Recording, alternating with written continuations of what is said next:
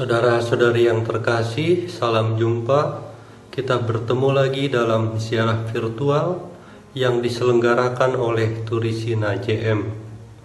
Siaran virtual kali ini kita akan mengunjungi Basilika Santa Croce in Gerusalemme yang terletak di kota Roma. Tema siaran kita kali ini adalah Salib Yesus yang membawa kebangkitan. Mari kita bersama-sama menyiapkan hati, budi, dan pikiran kita agar kita sungguh bisa menghayati salib Yesus sebagai sumber kebangkitan bagi kita semua.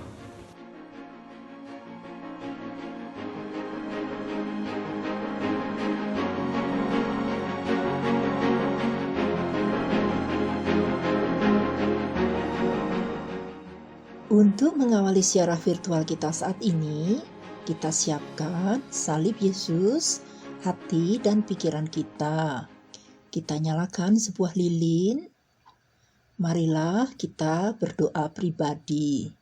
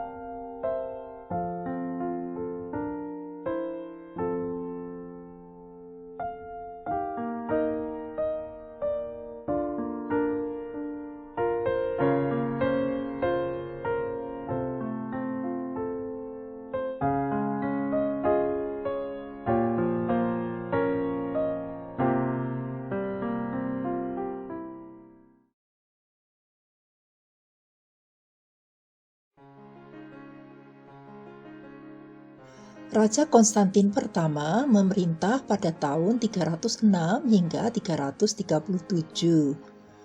Dan pada tahun 324, karena alasan politik memindahkan pusat kerajaan Romawi dari kota Roma ke Konstantinopel. Raja Konstantin pertama adalah Raja Romawi yang memberikan kebebasan beribadah bagi umat Kristiani. Raja Konstantin sendiri juga menjadi pengikut Kristus berkat ibunya Ratu Helena. Pada tahun 327 hingga 328, Ratu Helena melakukan pesiarahan pribadi ke Yerusalem, menapak tilas jalan salib yang dilalui Yesus, serta berusaha menemukan salib yang digunakan untuk menyalibkan Yesus. Menurut kisahnya, untuk membuktikan keaslian kayu salib yang digunakan untuk menyalibkan Yesus, Ratu Helena mengujinya dengan menyentuhkan kayu itu ke seorang janda yang baru saja meninggal. Bila ternyata kayu itu mampu membangkitkan orang yang sudah meninggal, maka diyakini itulah kayu salib yang digunakan untuk menyalibkan Yesus. Setelah menemukan salib Yesus yang diyakini keasliannya, Ratu Helena kembali ke kota Roma dan membawa kayu salib itu untuk diletakkan di rumah pribadinya yang bernama Palazzo Caesorium. Rumah itu berada di kompleks perumahan kekaisaran yang dibangun pada abad keempat di atas bangunan yang didirikan oleh Kaisar Septimio Severo di abad kedua. Sekarang rumah itu berubah nama menjadi Basilika Santa Croce in Gerusalemme. Ratu Helena wafat pada tahun 329 di kota Roma. Basilika Santa Croce in Gerusalemme mengalami banyak perbaikan dan perubahan.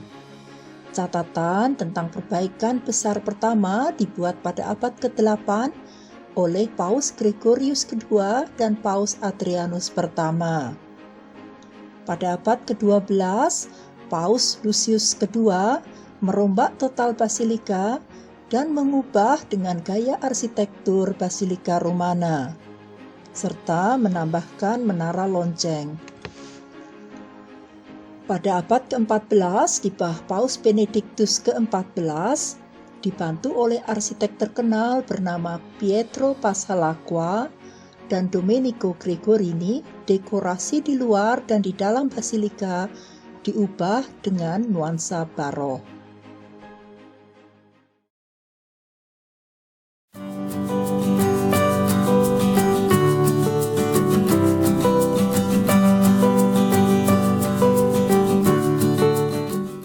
Saat ini kita berada di bagian kota Roma yang disebut Rione Esquilino. Tempat ini letaknya masih berada di dalam tembok kota Roma. Di depan kita bisa kita lihat ada sebuah basilika yang dinamakan Basilika San Giovanni Laterano. Basilika itu merupakan salah satu dari 4 basilika penting yang berada di kota Roma. Tepat di depan kita ini diletakkan patung Santo Fransiskus dari Assisi bersama 4 sahabatnya, karya dari Giuseppe Tonini yang diresmikan pada tahun 1927. Patung ini dijadikan penanda tahun jubileum ke-700 bagi Santo Fransiskus dari Assisi yang wafat pada tahun 1226 dan diperingati pada tahun 1926. Seperti kita tahu, Santo Fransiskus dari Assisi merupakan tokoh penting bagi pembaharuan visi dan misi Gereja Katolik.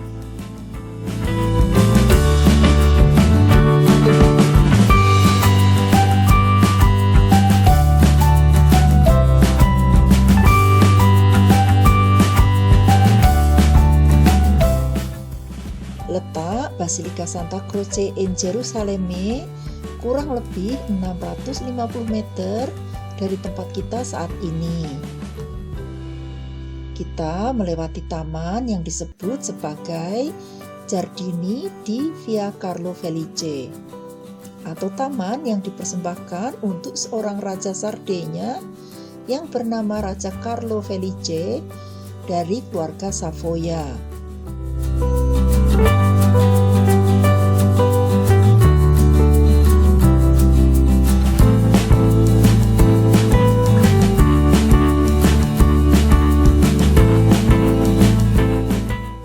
Saat ini cuaca cerah dan indah. Bisa kita lihat, taman publik menjadi bagian penting dari tata kota di kota Roma. Hampir di setiap sudut kota, selalu kita temukan taman-taman cantik yang digunakan untuk sekedar ngobrol, ngopi dengan teman, berjemur, atau membuat aktivitas olahraga, serta mengajak anak-anak bermain.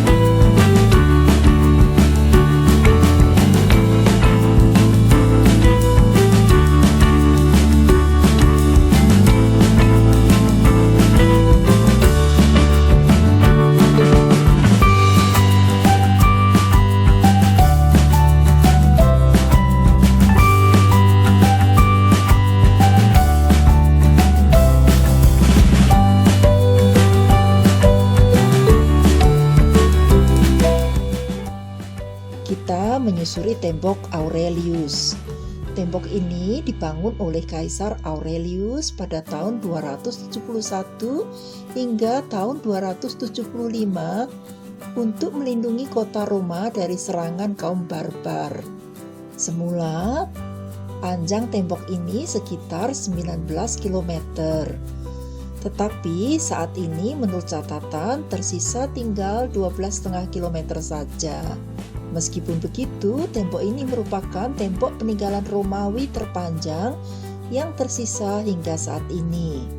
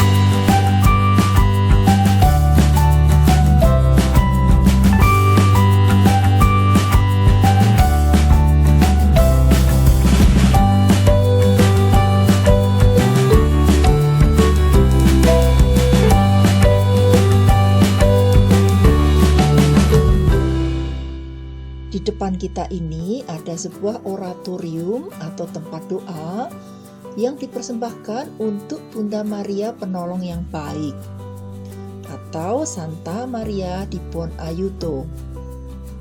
Oratorium ini dibuat oleh Paus Sixtus keempat pada tahun 1476.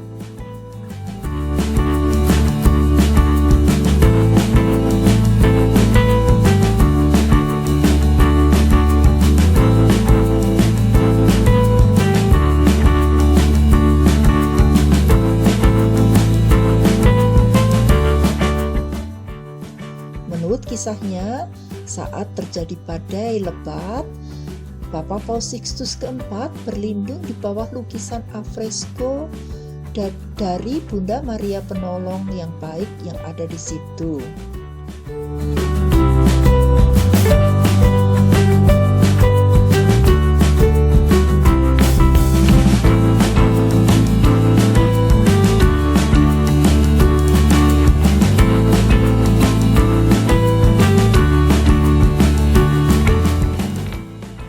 Di depan kita ini ada tembok yang melingkar yang disebut sebagai Anfiteatro Castrense. Anfiteatro adalah suatu stadion yang biasanya digunakan oleh para bangsawan Romawi untuk melihat suatu pertunjukan. Dari sini bisa kita lihat bahwa tembok Aurelius dan Anfiteatro menjadi satu bagian dengan tempat tinggal Santa Helena yang sekarang sudah menjadi basilika.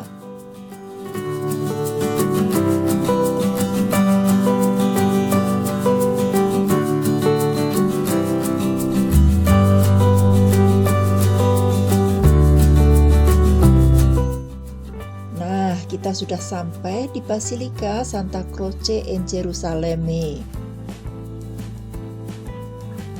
Di Basilika inilah kita akan berziarah mengenang salib Yesus yang membawa kebangkitan. Di bagian atas depan gereja terdapat 6 buah patung. Paling kiri adalah patung Santa Helena dan yang paling kanan adalah patung Raja Konstantin pertama. Di tengahnya patung dari 4 pengarang Injil.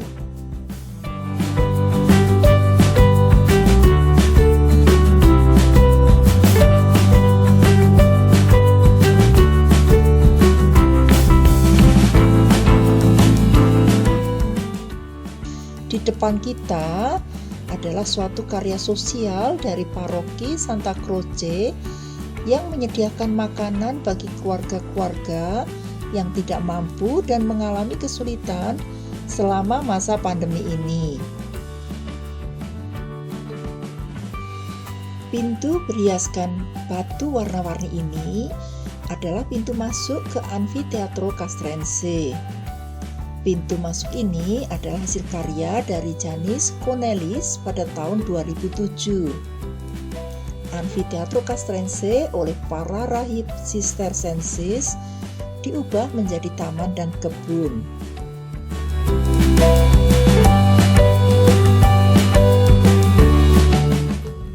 Tulisan Domus Caesariana ini semula adalah pintu masuk ke rumah Santa Helena. Seperti kita tahu, rumah Santa Helena ini dulunya biasa disebut sebagai Palazzo Caesarium.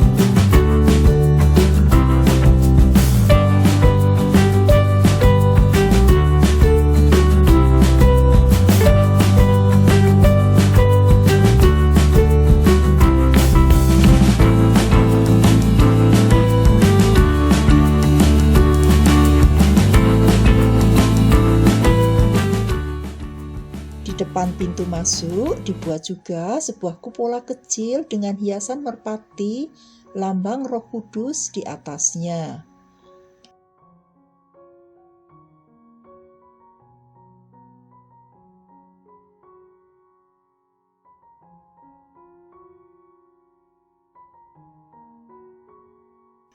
Mari kita masuk ke dalam gereja.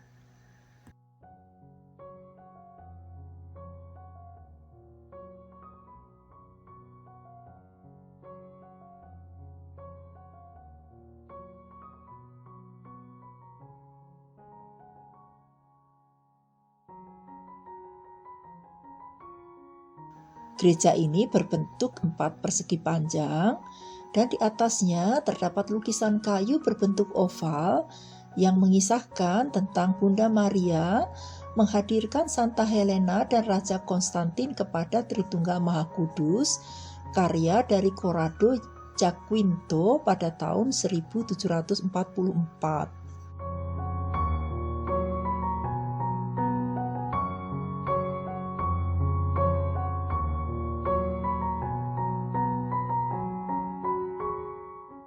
Pada dinding ini ada pesan yang mengisahkan bahwa pada tahun 1933 saat pembenahan lantai telah merusak makam Bapak Kardinal Ludovico Valenti. Untuk mengingatnya, pihak keluarga meminta agar epigraf atau simbol yang terdapat pada marmer makam beliau diletakkan di gereja ini.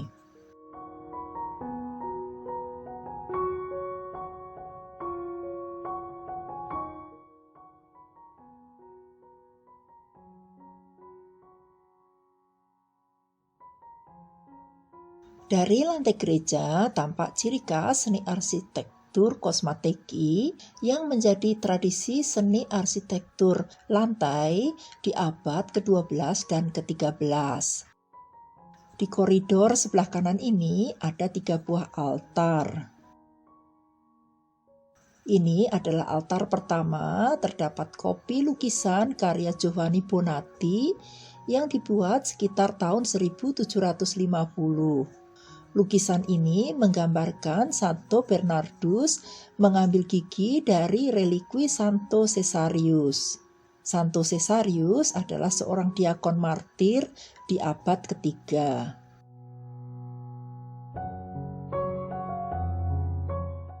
Altar ini terdapat lukisan yang mengisahkan Santo Bernardus meminta Paus Vitorius keempat untuk bersikap rendah hati kepada Paus Innocentius II. Karya dari Carlo Maratta di sekitar tahun 1724 hingga 1728. Altar terakhir di koridor kanan ini mengisahkan tentang Ibu Santo Robert Molesme saat mengandung mendapat visi berupa kunjungan dari Bunda Maria.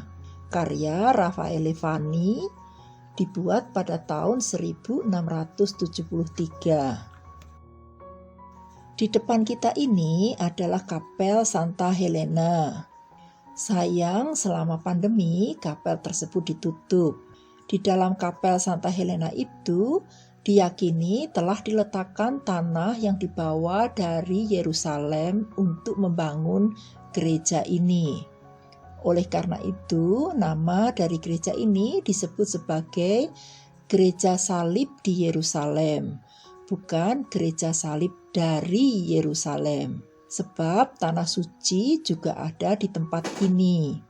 Semula relikwi salib Yesus disimpan di dalam kapel tersebut. Tetapi sejak tahun 1931 dibuatkan kapel khusus untuk relikwi. Ini adalah altar utama.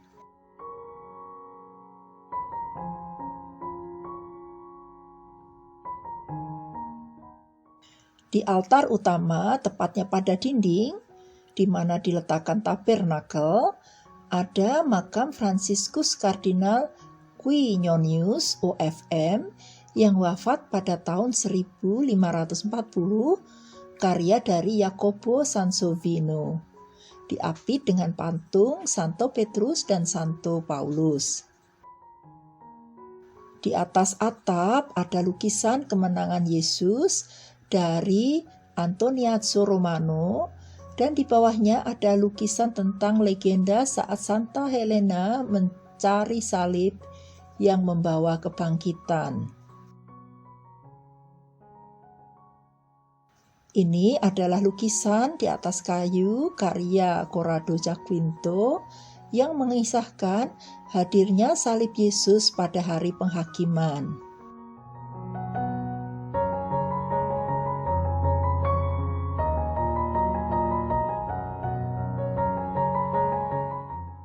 Di depan kita ini adalah altar utama dengan 4 pilar marmer yang di atasnya dihiasi oleh sebuah baldakino.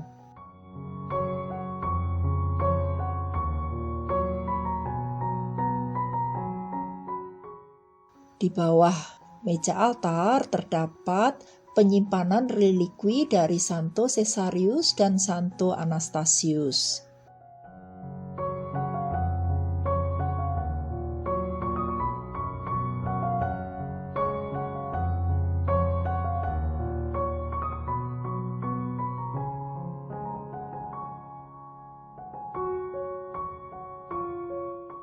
Dari sini dapat kita lihat secara lebih jelas lukisan Antoniazzo Romano yang mengisahkan perjuangan Santa Helena untuk menemukan salib Yesus yang membawa kebangkitan di Bukit Golgota Yerusalem.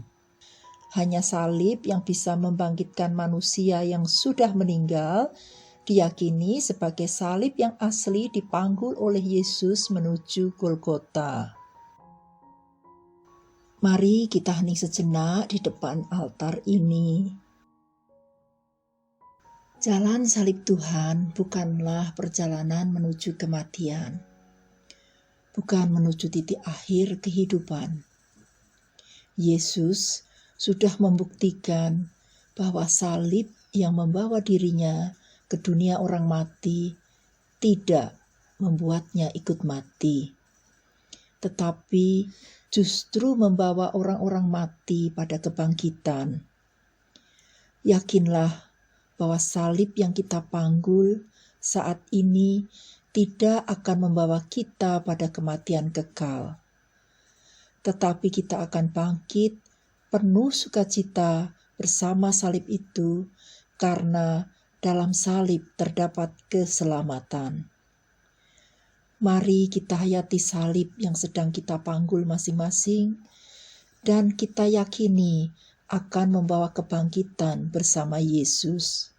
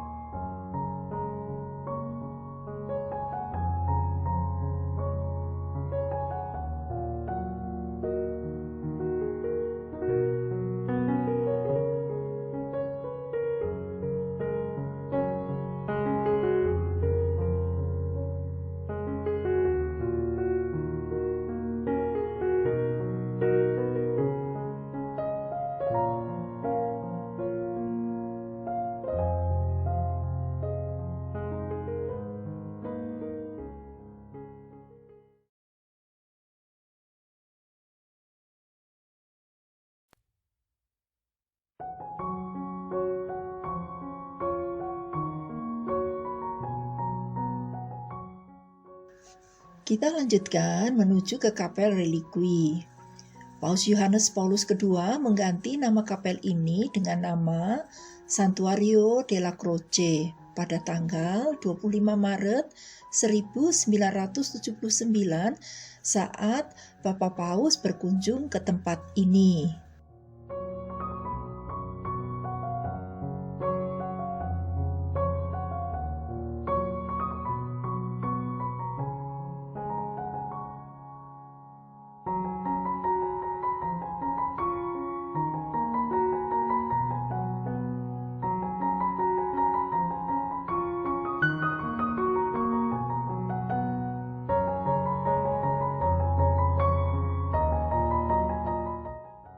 Di samping kiri kita lihat makam dari Antonietta Meo.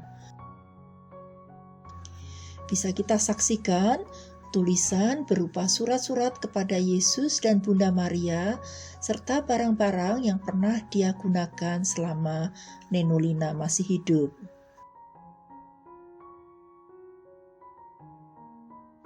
Antonietta Meo adalah seorang gadis kecil yang meninggal pada usia 6,5 tahun karena kanker tulang. Antonietta Meo biasa dipanggil dengan sebutan Nenolina. Dia adalah seorang gadis kecil yang tinggal tidak jauh dari Basilika Santa Croce in Gerusalemme. Pada usia 6 tahun, dia sudah meminta untuk diizinkan menerima komuni pertama dan menerima sakramen pengakuan dosa. Yang luar biasa dari Nenolina ini adalah karakternya yang sangat penuh humor, ceria, patuh, dan tidak pernah mengeluh. Saat kakinya diamputasi dan mendekati hari-hari akan meninggal, dia tidak pernah mengeluh, justru sebaliknya. Dia menghibur ibunya dan orang-orang yang ada di dekatnya. Ungkapannya yang sangat meneguhkan adalah saat dia merasa kesakitan, cukup baginya melihat penderitaan Yesus dan dia merasa tidak kesakitan lagi. Semangat dan teladan Nenolina ini menjadi peneguh bagi siapa saja yang mendengar kisah hidupnya. Di sini juga diletakkan sebuah patung dari Santa Teresa dari Lisieux yang datang bersiarah di Basilika ini pada tahun 1887. Saat itu Santa Teresa dari Lisieux masih berusia 14 tahun dan berkunjung ke Roma selain untuk bersiarah juga untuk meminta dispensasi kepada Papa Paus agar diperkenankan menjadi suster klausura dari Ordo Karmelit meski usianya masih terlalu muda.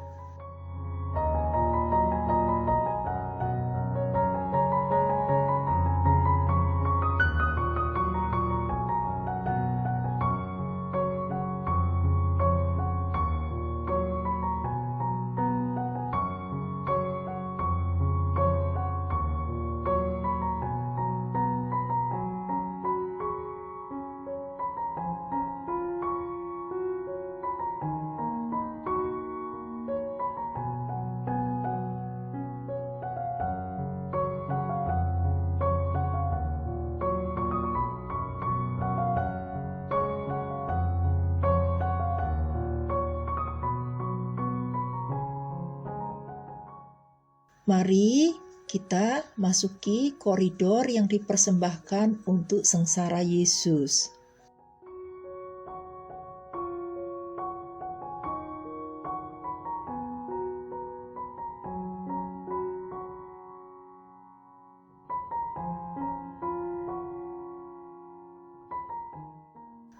Di koridor ini diletakkan 14 stasi jalan salib yang nantinya akan membawa kita ke kapel relikwi, disimpannya benda-benda suci yang berelasi dengan sengsara Yesus.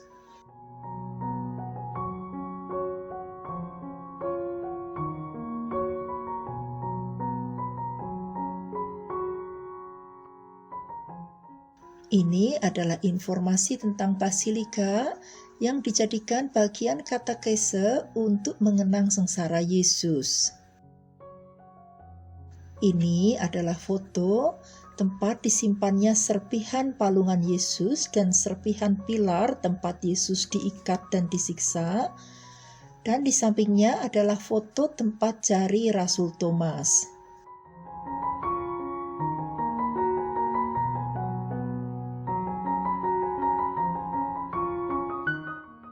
Ini adalah foto tempat mahkota duri yang pernah dikenakan oleh Yesus. Ini adalah foto tempat paku yang digunakan untuk menyalibkan Yesus.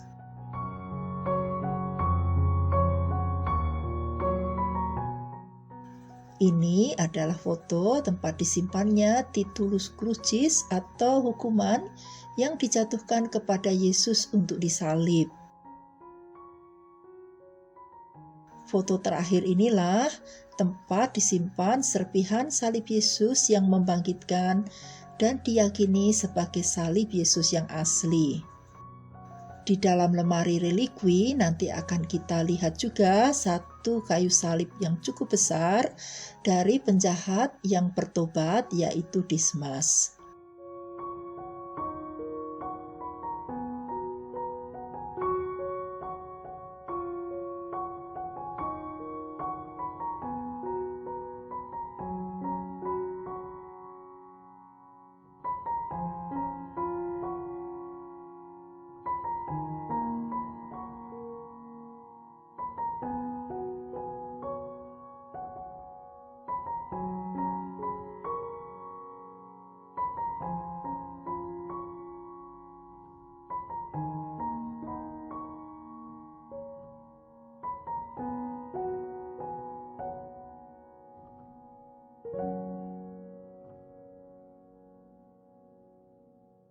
Marilah kita hening memasuki kapel relikwi.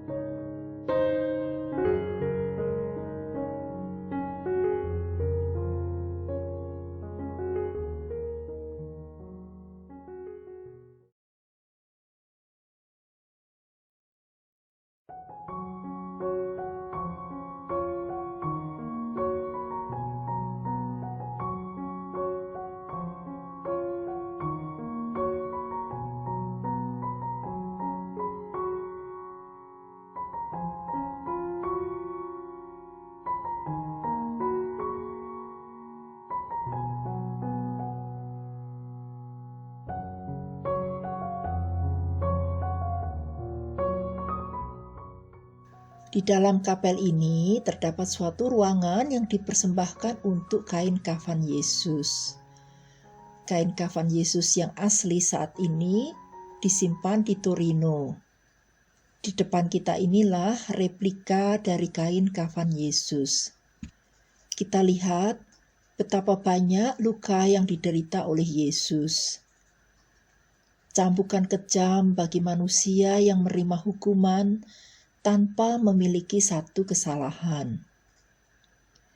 Sering sebagai manusia kita terlalu naif. Selalu percaya bila ada bukti. Seperti Rasul Thomas baru percaya setelah melihat Yesus. Sering sebagai manusia kita terlalu egois.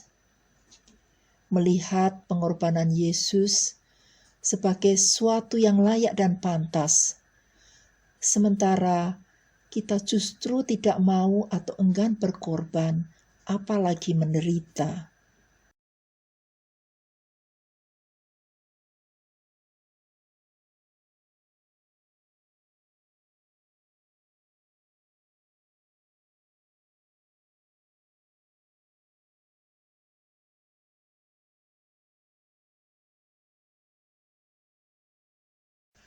Masih di ruangan yang sama ini, di sebuah sudut yang tidak begitu bisa diperhatikan, diletakkan salib Yesus dengan sejuta penderitaannya.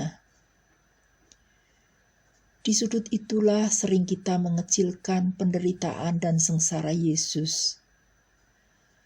Meski sering kita mengatakan mencintai dan mengasihi Dia, Dia menderita, didera, berdarah-darah hingga menghembuskan nafas terakhirnya.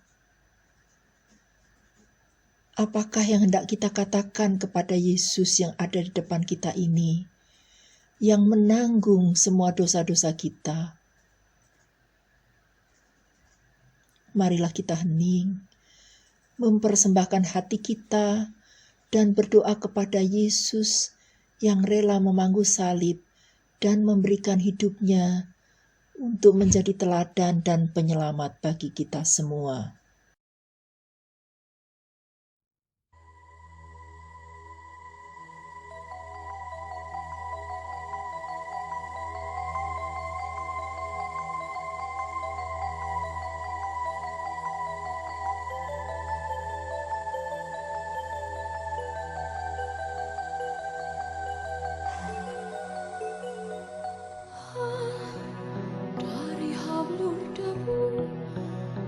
Bentuk diriku, kau biarkan daku menikmati waktu, mereguk anggurmu, engkau panggil aku kembali padamu. Di taman Getsemani, putramu sendiri terperangkap sapi menggumuli mati. Betapapun ngeri, tiada kecil hati berserah diri. Oh Tuhanku, bukalah pintumu, sinari jalanku, di tanganmu jiwa pilu rindu. Ini aku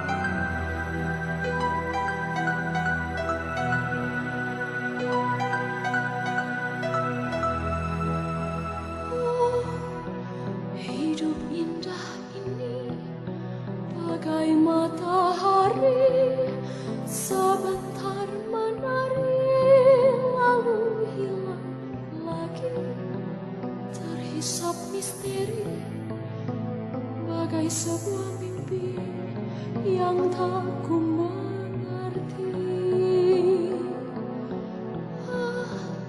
Kenangan yang fana, hubungan yang sirna, biarkan meleleh dalam air mata, agar hidup ini tak dibungkam duka, tak didera luka. Oh Tuhanku, bukalah pintumu, sinari jalanku, angkat di tanganmu jiwa pilu rindu. Ini aku, biji mati itu, tumbuhkan daunku, lepas dari bumi, menjangkau langitmu.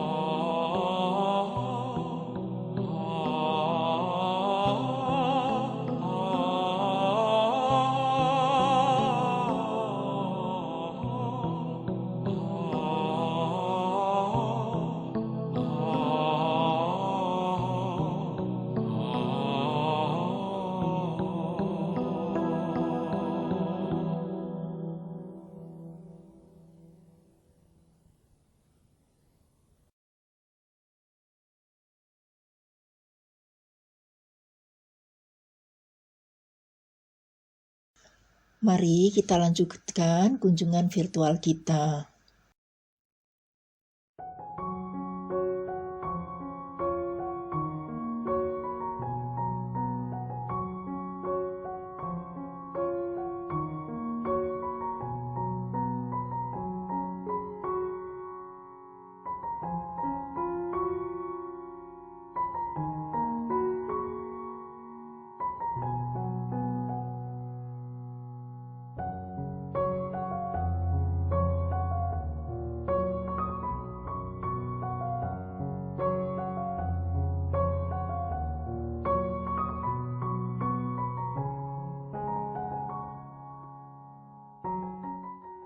Di koridor ini masih ada 3 altar lain.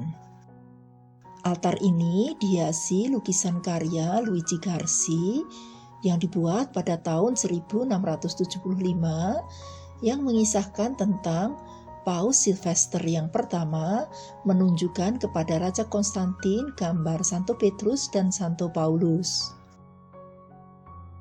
Altar ini diletakkan kayu salib Yesus. Tidak diketahui siapa pembuat karya kayu salib itu, tetapi diperkirakan kayu salib itu dibuat pada pertengahan abad ke-15. Altar terakhir dari koridor ini diletakkan lukisan tentang Rasul Thomas yang tidak percaya akan kebangkitan Yesus, karya Giuseppe Passeri pada tahun 1675 hingga 1686.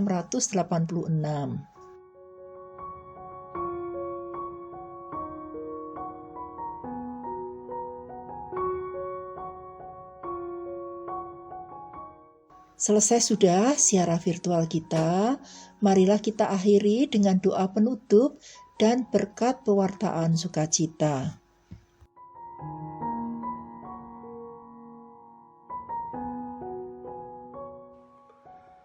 Allahku, ya Allahku, mengapa Engkau meninggalkan aku? Yesus bukan hanya sedang menyerukan kesusahannya, melainkan terutama sedang mempersembahkan seluruh penderitaan umat manusia yang kini Ia alami sendiri. Yesus yang adalah anak Allah merentangkan tangan untuk menyambut derita dan keluh kesah kita. Yesus yang adalah anak Allah merentangkan tangan untuk menjadikan penderitaan kita sebagai miliknya. Yesus yang adalah anak Allah menyatukan penderitaan umat manusia dengan penderitaannya sendiri dan mempersembahkan itu semua kepada Allah. Dan seruannya adalah doa, bukan melulu untuk dirinya, melainkan untuk kita semua. Sementara di bawah salib, seorang ibu menangis terseduh, atau mungkin hanya bisa memandang tanpa bisa menitikan air mata, membuka tangan dan menampung setiap tetesan darah dari tubuh putra tercinta.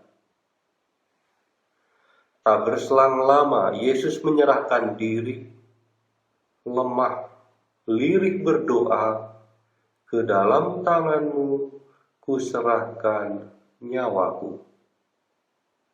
Kemudian sang ibu pun menyambut dan memangku tubuh berlumur darah itu sudah tidak bernyawa. Yesus yang sudah habis-habisan menanggung penderitaan kita sepertinya sudah habis, selesai, tidak tersisa. Tetapi tidaklah demikian. Kematian Yesus adalah puncak sekaligus akhir dari penderitaannya, namun tidak menjadi akhir dari kehidupan. Wafat Yesus justru membuat Ia bisa memasuki dunia kematian dan membangkitkan orang-orang mati. Kehidupan baru telah tumbuh. Untuk kita sekarang ini, maut atas dosa dan derita itu sudah lunas, ditebus oleh Sang Putra. Yang tersisa hanyalah salib-salib kecil yang harus kita pikul. Bukan kita pikul supaya kita mati, melainkan supaya kita bisa merasakan cinta teramat besar yang Allah berikan. Penderitaan-penderitaan kecil kita membuat kita sadar bahwa kita ini rapuh, tetapi tetap mampu karena ada cinta Allah yang meringankan semuanya. Kerapuhan hidup menuntun kita untuk tidak mengandalkan kekuatan diri sendiri, melainkan mengandalkan kekuatan Allah dan membiarkan cintanya menjadi penopang hidup kita. Seperti Maria yang menerima tubuh Yesus dalam pangkuannya, kita pun mendapat rahmat untuk menyambut Sang Putra tersalib dalam hidup kita. Dalam setiap doa, dalam setiap sakramen, dalam setiap perjumpaan, setiap pengalaman, bahkan dalam segala kesusahan. Kita telah melakukan ziarah virtual ke Basilika Santa Croce in Jerusalem. Kita telah melihat relikui-relikui salib Yesus di sana. Itu bukan prasasti yang dimuseumkan, melainkan warisan cinta dari Allah sendiri. Allah melalui Yesus telah mewariskan cintanya agar kita mampu menempuh lika-liku hidup kita, menanggung salib-salib kecil kita sehari-hari, menuju kepenuhan cinta Allah yang membangkitkan. Seperti Santa Helena yang telah menemukan salib Tuhan, kita pun memiliki banyak kesempatan untuk menjumpai Yesus dalam setiap salib hidup kita sendiri, dan juga dalam salib saudara-saudara kita. Ada Tuhan dalam setiap peristiwa. Hanya apakah kita berani membuka hati kita bagi kehadirannya. Dalam salib ada keselamatan, saliblah sumber kebangkitan. Marilah berdoa. Bapa, duri dan benih, luka dan harapan, salib adalah warisan Yesus pendidik kami. Tanamkan, tumbuhkan, mekarkan dalam diri kami semangat salib putramu, agar cahaya salib itu menyinari jalan hidup yang kian tak menepi. Dan kala hidup kami rapuh, segala daya sirna, upaya sia-sia, datanglah ya Allah. Kala kami kecewa dan getir karena kesempatan yang terbuang, bahagia yang hilang, dan duka yang menyerang, datanglah ya Tuhan. Kala kami menangis karena persahabatan kami pecah berkeping, janji-janji dihianati, hati kami diinjak, hidup kami sempoyongan, datanglah ya Tuhan. Kala kami tak mampu menatap pesona cintamu, kucuran darahmu, datanglah ya Tuhan. Engkaulah Allah pencipta, penyandang salib, penggenggam duri-duri kematian, hidup di kekelaman manusia, tidur di antara dosa-dosa. Datanglah dan selamatkanlah kami, ya Allah. Dengan pengantaran Kristus, Tuhan kami. Tuhan sertamu dan saudara-saudari sekalian senantiasa dilindungi, dibimbing, dan diberkati oleh Allah yang Maha Kuasa, Bapa dan Putra dan Roh Kudus. Amin. Pergilah, saudara-saudari diutus untuk mewartakan keagungan salib Tuhan.